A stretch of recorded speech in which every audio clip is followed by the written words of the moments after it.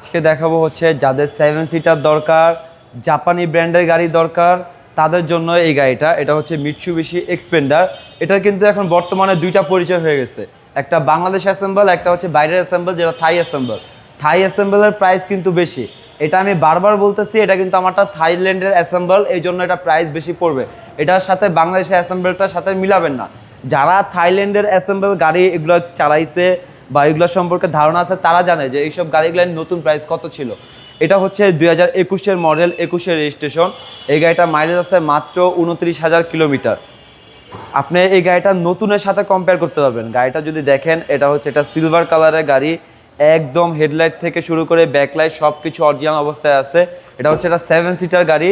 এটার মধ্যে 360 degree camera install করা আছে, ফুড স্টেপ ইনস্টল করা আছে। আপনার নিয়ে আফটার মার্কেট 1 টাকাও খরচ করা লাগবে না। প্লাস হচ্ছে এটা অ্যান্ড্রয়েড প্লেয়ারও ইনস্টল করা আছে। এবং আপনি যদি দেখেন ভিতরের এই সিট কভারটা কতটা সুন্দর, কতটা নতুন, কতটা লাক্সারি লাগতেছে, একদম নতুন একটা গাড়ি। এসি তো একদম হাইস্কুল।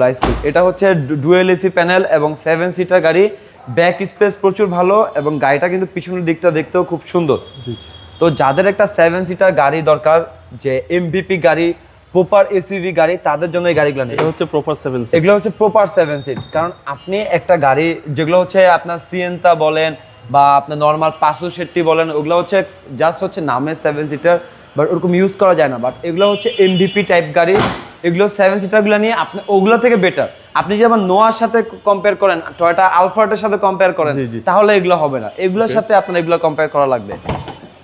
এবং এগুলোর ইঞ্জিন রুম থেকে শুরু করে আপনি যেই দরজা খোলেন, যেই দরজার প্যাডটা দেখেন, আপনি হচ্ছে কোথাও কোনো পাবেন না। মাইলেজ হচ্ছে 29,000 plus, only 29,000 plus. 25 star Mitsubishi expander. হ্যাঁ, 25 স্টার মিৎসুবিশি এক্সপেন্ডার। আপনি যদি ভিতরে আর অপশনগুলো দেখায় দেন, হিউজ অপশন রয়েছে একটা গাড়িতে যতটুকু থাকা দরকার। জি, এবং সিসি হচ্ছে 1500। সিসি 1500। এই জন্য আপনারা ট্যাক্সটাও কম দিচ্ছেন। ট্যাক্স মাত্র 25,000 কিলোমিটার।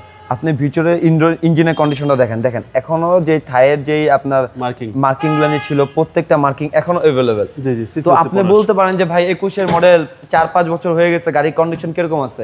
এগুলো নিয়ে ভাই আমার গাড়ি নিয়ে টেনশন করবেন না প্লিজ। কারণ আমার গাড়ি আমি নেওয়ার আগেই বলি, যে কোনো অ্যানালাইসিস সেন্টারের মাধ্যমে চেক আপ করেন, দেন আমার থেকে গাড়ি নেন। এই গাড়িটা প্রাইস পড়বে 28,90,000 টাকা। এটাই আমার অলমোস্ট ফিক্সড প্রাইস। আসলে হয়তো বা আমি সামান্য কিছু নেগোশিয়েবল করে দিব।